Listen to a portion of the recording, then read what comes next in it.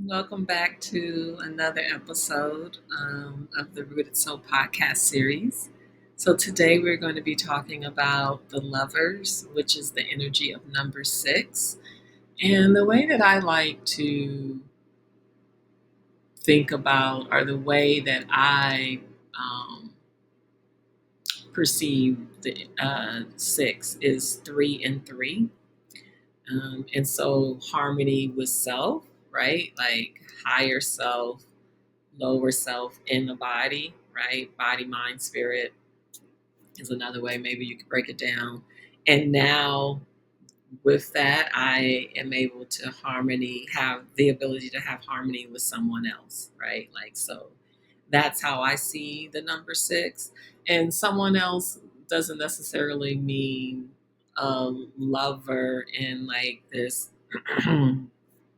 intimate way, like a partner into but more so of just the ability to be in harmony with community, to be in harmony in friendships, to be in harmony with coworkers or colleagues, to be in harmony with family.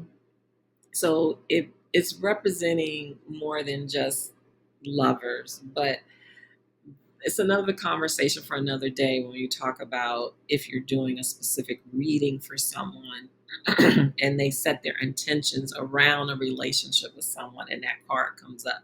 That's something different. Um, when we talk about these energies, are these major arcanas, we're talking about them strictly from the aspect of energy and what energy they represent.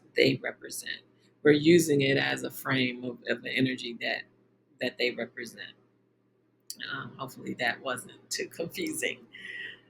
So the lover's energy can also be affiliated with the heart chakra, and the heart chakra has to do with our spirit, right? And that has to do with air, um, the ability to connect with our intuitive self, to be able to connect with our honoring what our heart is saying for us that we need or don't need, right? And so it's connected with that unconditional love, because when we're able to honor our spirit, honor our heart chakra, it comes from a place of honoring ourselves from a place of unconditional love, and then we're able to in return give that unconditional love to someone else. And so it's a universal consciousness view of the emotions, right? um, because I'm able to separate my feelings, lower self, which would be like the sacral chakra, lower self, not in a negative way, just the chakras, the personal chakras that have to do more with interacting with the senses and things like feet on the ground type of thing. And so the higher chakras, the spirit, right? Now I'm able to see things from a deeper, insightful place and from that unconditional love. And so then it helps how I go about in my day to day, which is why there can be this harmony when you are able to tap in and align with this energy of the lovers. It's a mutable and active. And what I mean by that is mutable is flexible, adaptable, changeable, but active is the ability to do like to activate something as well. And if you notice, even just the language that I'm using describes some of the characteristics and tools that are needed to be in healthy relationships with others and being a healthy partner for someone. So the description of the energy is duality, again, like this harmony within oneself, right? So I am able to be in duality with my masculine and feminine self. I'm able to be in duality with my lower and my higher self, and I'm able to just move through that with a sense of ease. And because of that, I have abilities for channeling, right? Like, so you have the ability to be able to channel. Um, Channeling could be a message from your ancestors. Channeling could be getting downloads of insight from the divine, right? And then being able to work with that. Channeling can also be channeling the energy of a partner and being able to see through them. Into me you see intimacy, right? Like into me you see intimacy, like you're able to use that channeling energy for that. So channeling is another one. Able to make balanced choices, right? Open to new experiences. You are a learner. Loving partnerships with others and adaptable. Some descriptions, if the energy is blocked, is confusion, misreading energy. So you're like, that happens a lot where you thought this and it was nothing like what you thought. And not only with that, what you thought, in that confusion, you made choices and decisions, right? And so that leads me into the next one. You end up making unbalanced choices and you're closed off to anything new, which can create unhealthy relationships and boundaries. So the zodiac correspondent with this energy is Gemini, and Gemini has to do with the duality. Gemini has to do with learning. Um, the balance of Gemini is Sagittarius, and so that balance of learning and then gaining wisdom from what you learned, and then that wisdom helping you with your learning, right? And so that's like the another duality, right? Like, so you're able to move through the Gemini and Sagittarius freely and comfortably and in harmony. Um, so, like I said, the zodiac correspondent is Gemini. The planet correspondent is Mercury. And we know that Mercury has to do with communication. And we know that communication is so much more than just words, right? Like, majority of communication is not spoken, it's the body language, body movement. Sound is a form of communication. Hearing things is a form of communication, and being able to listen is a form of communication. And all of this has to do with the element of air, right? Like, air is um, not seen but felt, right? Like, you can't see air, but you know it's there. We breathe it in and we breathe it out, right? Like, air is spirit. It's it's that it travels and moves. Um, and why it's connected to the heart chakra, to the seat of the spirit, right? Moving and flowing through you and speaking through you. So the alchemy practice that is taking place with this energy, the lovers, is the rational mind, right? Like, the rational mind connecting, our coming into harmony with the heart emotion. So the heart emotion is the seat of unconditional love, radical acceptance, and non-judgment.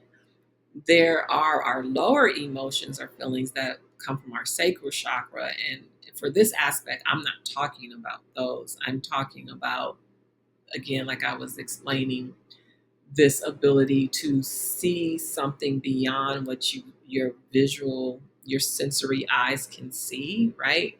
And so because of that, you're able to um or understand something, maybe is the better word. You're able to understand something beyond what your visual eyes are showing you because of the alignment with this energy, right? And because of this, you see through the lens of unconditional love and radical acceptance towards yourself, which in turn gives the gift to others.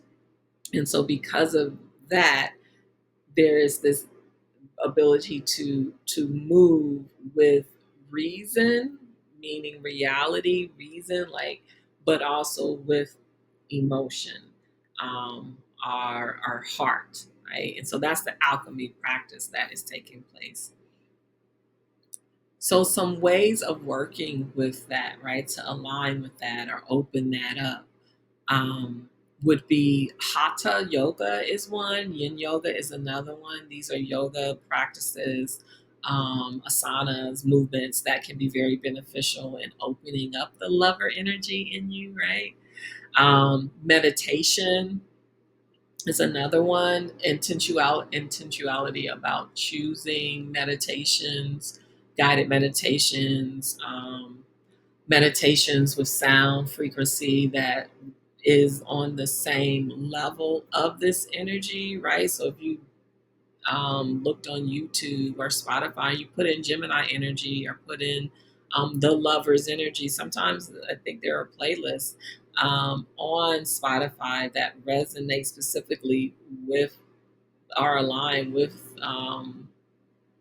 like the playlists are designed to match the arcanas, major arcanas, and so um, you may even be able to find one that says lovers, but I would recommend doing something more around heart chakra and finding something around that.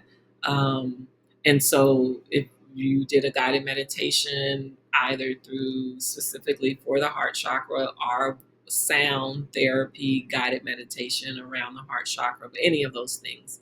Journaling is another form of working this energy, right? Allowing yourself to journal the matters of your heart, right? Your truth. And then ancestral work. Um, Ancestral work can be so important because our heart chakras is something that, particularly for people of color, um, had to be very protected because we were, as our history is of our bodies being oppressed. Um, and we had to hide our spiritual practices and our ways of staying connected to the universe, right? And so returning back to that can be a healing experience, reconnecting with your ancestors around that. So that's another way of working and aligning, opening up and healing this energy in you.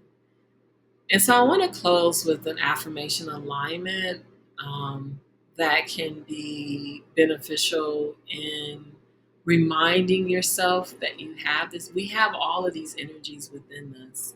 It's just awakening, reawakening them, remembering, bringing things back together of who we are, right?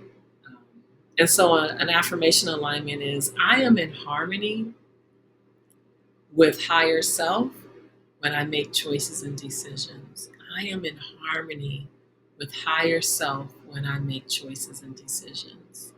I want to thank you again for taking time to watch this podcast or listen to this podcast.